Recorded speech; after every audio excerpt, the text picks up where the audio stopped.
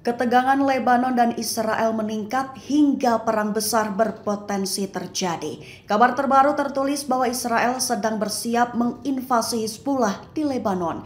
Kabar itu dikutip dari Tribun News pada 9 Maret melansir dari surat kabar Lebanon Al-Akhbar. Sumber utama melaporkan bahwa sebelum meluncurkan operasi daratnya, Israel memberitahu negara-negara Eropa terlebih dahulu tentang batas waktu negosiasi dengan Hizbullah. Israel memberi kesempatan untuk menyelesaikan ketegangan dengan Hizbullah melalui negosiasi hingga 15 Maret 2024. Jika lewat dari batas waktu itu, maka Israel akan siap untuk meningkatkan operasi militer untuk perang skala penuh melawan Hizbullah. Mengutip sumber diplomatik barat, pembicaraan Israel tentang tanggal itu justru meningkatkan kekhawatiran negara-negara barat. Menurutnya, cara politik saja tidak cukup untuk melakukan pengamanan, meski pihak Amerika bersikeras menyusun inisial perjanjian Beirut Tel Aviv. Sosok Moshe Chiko Tamir, pembuat strategi tempur lawan Hizbullah di Lebanon. Chiko Tamir disebut menjadi sosok yang sangat berpengalaman di sektor utara ketika menjabat sebagai wakil komandan Korps Utara Tentara Israel. Kabar itu dikutip dari Tribun News pada 9 Maret 2024, melansir dari media berita Anadolu Agency. Disebutkan dalam sumber utama bahwa Tamir memiliki pengalaman mengembangkan sejumlah rencana serangan dengan cakupan berbeda, termasuk masuknya pasukan secara terbatas untuk mendorong Hizbullah mundur 8 hingga 10 km dari perbatasan. Namun menurut channel 13, rumor itu mengklaim di mana tentara Israel akan berperang melawan Hizbullah pada 15 Maret tidak dikonfirmasi oleh militer, lantaran tentara Israel tidak secara resmi mengomentari laporan tersebut. Benjamin Netanyahu menegaskan kembali janji Israel menyerang Rafah demi menang total atas Hamas. Netanyahu menegaskan jika tak jadi menyerang Rafah, maka artinya Israel kalah.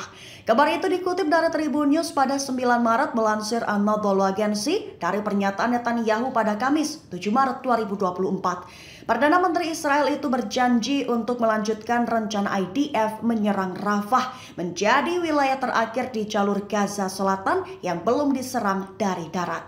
Netanyahu menekankan jika tidak melakukan hal tersebut berarti Israel mendapati kekalahan atas Hamas. Netanyahu berjanji untuk meminimalkan korban dari sektor sipil di Gaza. Namun ia juga mengulangi tuduhan di mana Hamas juga menggunakan warga sipil sebagai tameng manusia mereka. Netanyahu juga mengatakan bahwa tentara Israel akan terus bertindak melawan Hamas di seluruh penjuru Gaza, termasuk di Rafah yang menjadi benteng terakhir Hamas. 7 pasukan Israel tewas buntut dibom perlawanan Palestina menggunakan IED. Ibasnya wilayah tepi barat khususnya di dekat Homesh menjadi lokasi paling berbahaya. Kabar itu dikutip dari Al-Mayadin pada 9 Maret melansir Ynet, tertulis bahwa operasi penembakan serentak terjadi di tepi barat. Selain itu, perlawanan Palestina menggunakan alat peledak rakitan untuk menewaskan 7 pasukan Israel tersebut. Serangan itu diklaim dilakukan dalam operasi gabungan Brigade Al-Quds dengan Brigade Jenin. Menurut laporan, perlawanan Palestina melepaskan tembakan ke situs militer Israel di dekat Homesh untuk memikat pasukan yang sedang menyelidiki sebuah insiden. Ketika pasukan tiba di daerah yang telah ditentukan, sebuah alat peledak diledakkan oleh pejuang perlawanan. Imbasnya menyebabkan korban jiwa di antara pasukan pendudukan Israel. Media Israel menyoroti operasi yang direncanakan itu sebagai operasi yang sangat berbahaya. Gempuran Yaman di Laut Merah yang terus-menerus berdampak besar kepada Israel. Kini Israel dikabarkan tengah mengalami krisis lantaran kekurangan amunisi penting dalam pertempuran. Kabar itu dikutip dari Al-Mayadin pada 9 Maret melansir laporan stasiun penyiaran Israel Kan pada Jumat 8 Maret 2024. Tertulis bahwa perang yang sedang berlangsung di Gaza dan konfrontasi dengan Hizbullah di front utara telah menyebabkan kekurangan amunisi dan pasokan dalam gudang senjata pasukan Israel. Sehingga situasi itu mendorong Israel meminta Amerika Serikat untuk segera memasok persenjataan dan amunisi. Namun kesulitan juga tengah dialami Amerika lantaran mereka juga tengah menjalankan operasi dengan target Yaman. Blokade Yaman tersebut yang mempersulit pengiriman amunisi Amerika Serikat kepada pasukan pendudukan Israel. Kini dilaporkan bahwa Israel mulai mengerahkan kendaraan lapis baja yang lebih tua, termasuk tank dan pengangkut personil lapis baja. Disebutkan bahwa Israel tidak cukup siap untuk melaksanakan rencana mereka soal menginvasi Hizbullah di Lebanon. 1.000 tentara Amerika Serikat tengah dikerahkan ke pelabuhan Gaza. Ibasnya warga merasa khawatir upaya itu menjadi awal hadirnya pasukan militer internasional. Kabar itu dikutip dari Al Mayadin pada 9 Maret melansir dari pernyataan juru bicara Pentagon, Mayor Jenderal Angkatan Udara Patrick Ryder.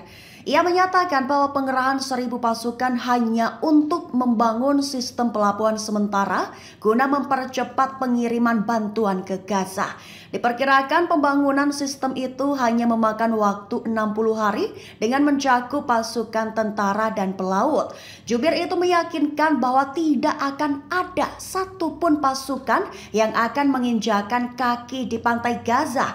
Mereka hanya akan melakukan pengiriman bantuan di lepas pantai saja. Diharapkan pengiriman bantuan makanan harian bisa mencapai sekira 2 juta makanan ke warga Gaza. Namun warga Palestina telah menyatakan keraguannya mengenai rencana Amerika Serikat untuk membangun dermaga tersebut. Mereka khawatir bahwa tindakan itu dapat menjadi awal dari kehadiran militer internasional di tanah Palestina dan menjadi upaya pengusiran warga Palestina dengan berbagai dalih. Israel dikabarkan tengah mencapai titik kritis seiring meningkatnya ketegangan dua pihak. Kabar itu dikutip dari Al Mayadin pada 9 Maret melansir media Israel pada Jumat 8 Maret 2024. Diketahui pemukim Israel melakukan protes di Tel Aviv pada Jumat malam. Mereka mengutuk kebijakan pemerintah Perdana Menteri Israel Benjamin Netanyahu mengenai tawanan Israel yang ditahan oleh perlawanan Palestina di jalur Gaza. Ketegangan itu meningkat seusai Netanyahu dengan kepala Mossad dan Shin Bet menolak permintaan negosiasi pertukaran sandera. Membuka protes, sekelompok anggota keluarga dan pemukim menghalangi lalu lintas utama di rute 1, lokasi di mana menjadi jalan raya utama penghubung Tel Aviv dan Al-Quds yang diduduki. Mereka memprotes dan menyerukan pembebasan sandera para tawanan segera. Pemprotes menyerukan bahwa semua yang terjadi adalah tanggung jawab Netanyahu, sehingga mereka meminta Netanyahu untuk mengabaikan Ben-Gvir dan Smotrich.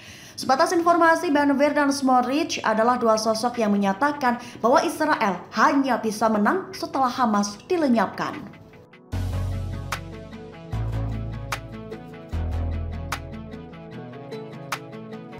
Download Tribun X sekarang, menghadirkan lokal menjadi Indonesia.